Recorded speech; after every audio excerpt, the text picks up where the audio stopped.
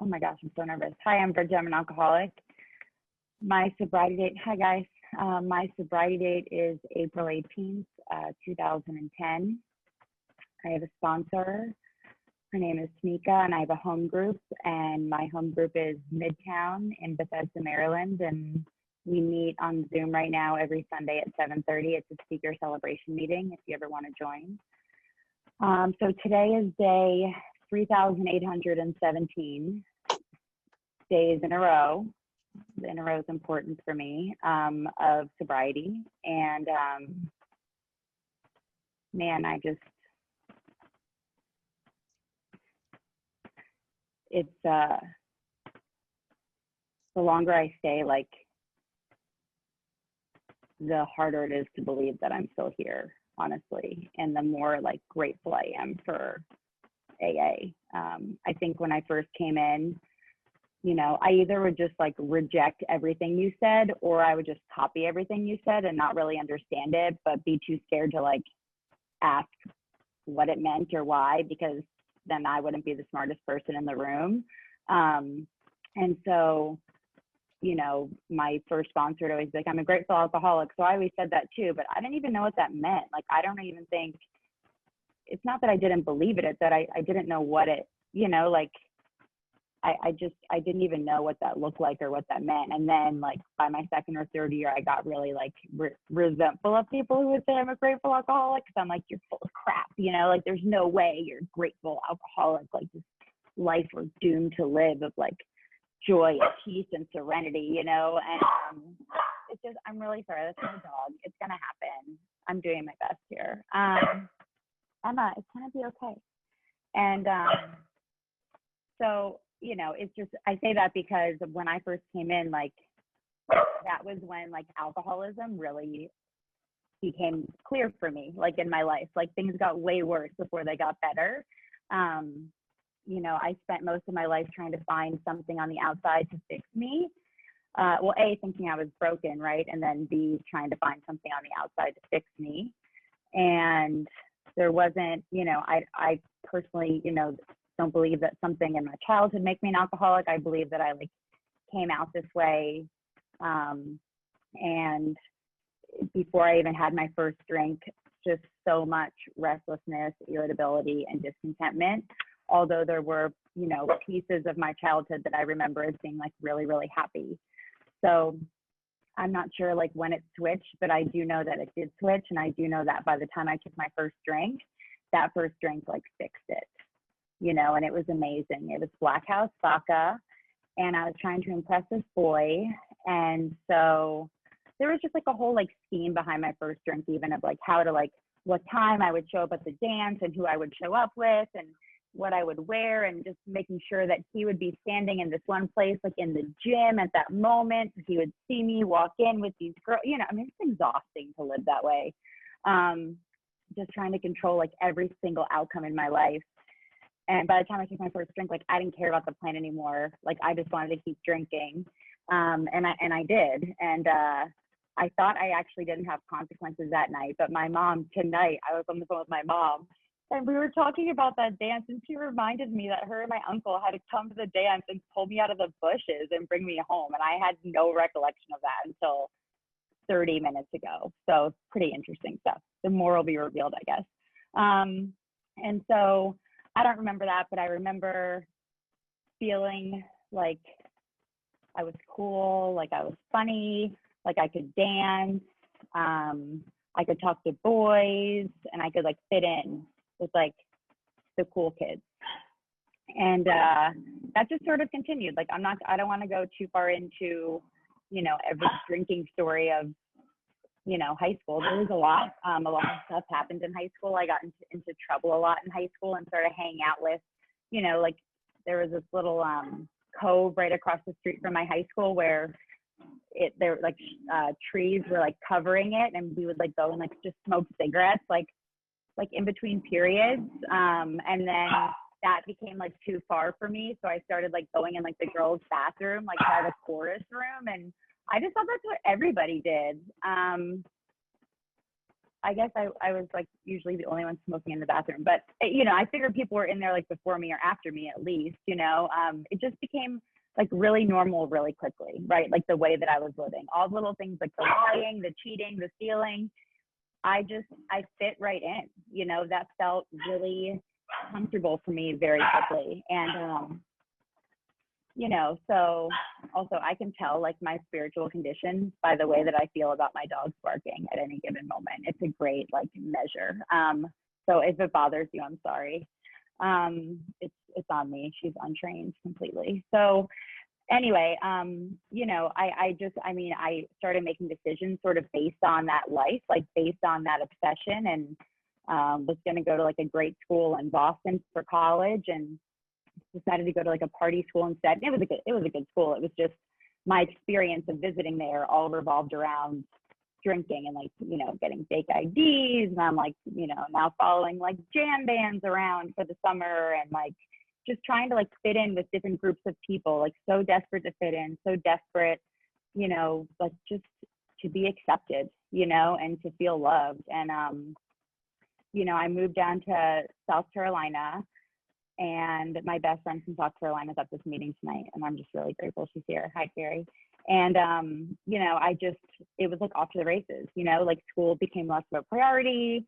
I started, you know, and like if anyone in this room, like, is just like, you know, a liar, like I was a liar, there's a lot of balls up in the air all the time, you know, and it really becomes like this sort of formula you have to like manage on a daily basis of like who I told this to, who I told that to. I have a pretty big family, so there's like lies in the family and making sure this person's not telling this person about this and needing people to bail me out of this. And oh my goodness. And, you know, just stopped going to class. Well, like I remember my big thing was like, if I couldn't find like a parking spot after like 2 loops, like I just would like go to Beer Works, which is like a bar down the street. Or I just would never actually go back. And so that's what ended up happening for like 3 semesters. Like I'd enroll every semester and be like, it's going to be different this time. I'm going to do it up.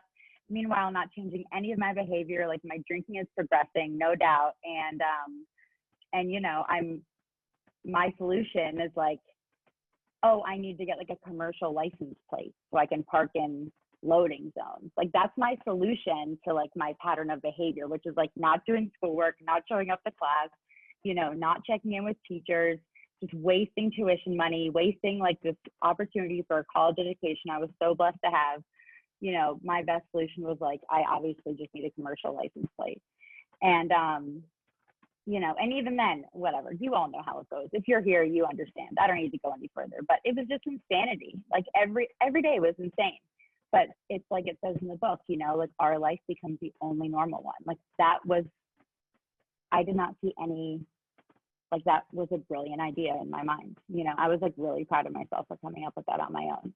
And, you know, school took a definite backseat. Well, like it was just like 3 semesters of 0. So I think backseat would definitely be appropriate to say.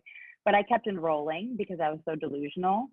And, you know, I had different friends that I would go out with on like Monday night because nobody else went out every single, like all 7 nights. So to keep like appearances up, like I go out with like my roommates Thursday, Friday, Saturday, and then like some kids from like the sororities on like Monday or Wednesday. And then, you know, my friends that like weren't in college on like Wednesdays, you know, like those random weird older people you make friends with in college. Well, I guess not everyone does. I did. And you know, just like that pattern. And it was just, God, I just got so tired so fast. And I'm so grateful for that. You know, I mean, I really pushed my family away. By the time I hit my bottom, I tell this like every time I share my story. It's so important for me to remember, but like I would come to sometimes at home, and I would stare at my ceiling and I would say to myself like, okay, today it's got to be different. Like you got to get to work on time. You know, you've got to take care of these creditors. You know, you've got to stop driving drunk. you know, you have to take care of your dogs today. Like you have to go buy dog food. You know, you have like take her for a long walk today. Like she deserves it. You got to call your dad back. You know, just you got to go to the DMV, like because a lot of stuff was expired at that point. You know, there was like warrants out for my arrest, and so I would just like say all these things to myself, and I would not make it to the kitchen without putting a substance in my body. Every day was Groundhog Day. I had like the whole nightstand of just like back in at that time in Charleston, it was like all mini bottles. So it was just like so easy to just like throw back alcohol all the time. Like that's what bars sold too. And so I would like steal them and like bring them home, like because I love travel size things. That's how I justified it. And so, you know, that's just that went on for a long time. You know, I was like in a relationship that was really toxic. I was really toxic in that relationship. I loved my family. It didn't matter, you know, like it was just all about me, you know, like my disease had a grip on me and it was so strong. And I had no defense, you know, I had no defense. And my dad is a member of Alcoholics Anonymous, and he has been sober for 31 years, and he is actually the person who 12-stepped me. He showed up in South Carolina and confronted me, and you know, he told me really recently like what it was actually like for him confronting me and seeing me, and you know, he told me that like he actually didn't even recognize me. Like I weighed like 30 pounds less than I do now. Like I wasn't eating.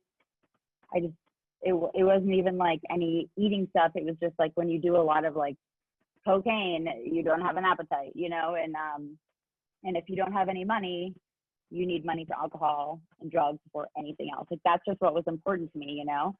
And so he's the one who confronted me, and he told me that I was dying, you know, of like the same disease that he had. And that I didn't have to. And that if I wanted help, he would do anything to help me. But he wasn't going to watch me die anymore. Like it was too painful for him, and he had lost so many nights sleep, and that he like cried for me and prayed for me every night. But pretty much like just what we do, you know, if it takes one to know one, and if you're ready, I'm here. And like long story short, I certainly had some, like I was shocked and deeply offended and really resentful about that for a long time. Like that is all over my doorstep my first time around, you know, like how dare he, so condescending, like so toxic, so abusive, you know, like telling me what to do with my life, you know, and that's just where I was at, which it's mind blowing, you know, like how someone who I know loves me with all of his heart, you know, like has taken care of me since I was born, like loves me enough to tell me the truth, and I can't hear it, you know, because I'm so in my disease.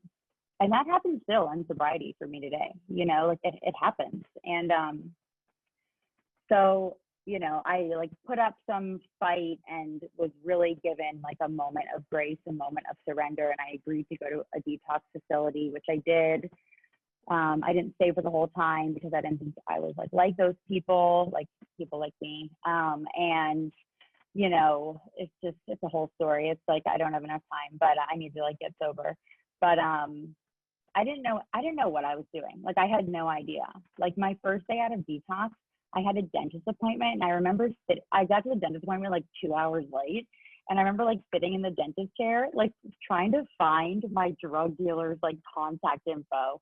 And somehow they had all been deleted, you know? And then I remember like I was going to stop. There was like this BP gas station that sold beer. And I was like going to stop on the way. And like, I don't even remember what happened, but like something took me off course, you know? Like it was just a lot of little things like that. And I ended up at an Alcoholics Anonymous meeting. It was a Tuesday night, St. Joe's in Charleston. And this woman, Ellis, was sharing. And, you know, I didn't relate to everything that she said, but I related to like how she felt, you know, like I related to the desperation that she described, you know, coming into AA. And that's where I was at, you know, and I think, I mean, the women in there, they like locked arms. Like it was actually like false imprisonment legally, probably. But I'm really grateful. Sorry, I can't help myself. I just have a legal mind. But like it was like, I couldn't leave because I tried to, and they gave me their numbers, like, call us, we want you to call us. And I'm like, I'm not gonna call you. I'm not calling any of you people, you know? And so I went home and just sat and thought about myself. And, you know, it just a few days of that, and I wanted to blow my brains out. And, you know, my dad came back to visit, and we ended up going to another meeting. And I just, by some grace, like, have kept going ever since. I don't always want to go. But that's just like, my feet are just trained to go. And my feelings have always followed my actions. Like, it has not worked the other way around, you know? So, you know, I got a sponsor, we worked the steps, and she told me I had to get service. Pretty much those were like the thing, like, she told me to call 3 women every day, which I was like, just felt like a lot. And she told me it was really important that I was like inconvenienced, you know, regularly in AA. And like, that's what we do. And so those are just like, and then I pray every morning and every night, you know, call her, go to a meeting, and do service. And those are just like, those are the same exact things that I do today, like for my sobriety. I've tried to complicate it. There's a lot of things that have happened in sobriety because like life continues to happen when you get sober. Alcoholics Anonymous has never once like promised me a pain-free life in any way. Although sometimes I think that's what it should be like. You know, I've gotten a bunch of stuff in sobriety. I've lost a ton of stuff in sobriety. It's become a lot less important the longer I stay. And the thing that has gotten bigger that I never thought I even wanted was like my relationship with God. I mean, I cannot believe I'm even saying that out loud. That is just not something I would have even said like 2 years ago. It is the best. It is the best thing I've ever been given in AA. And like you guys, you know, like I don't have to do anything alone. And people always, you know, after I got my year, like I thought I had arrived when I got a year. I was like, gave like an acceptance speech at the podium pretty much, and I picked up my medallion. Like, I don't even think I was supposed to talk. I'm like, can I just take that microphone really quick? Thank you very much. You know, I just want to thank everyone. You know, I was crazy. And I did not go over well with my sponsor.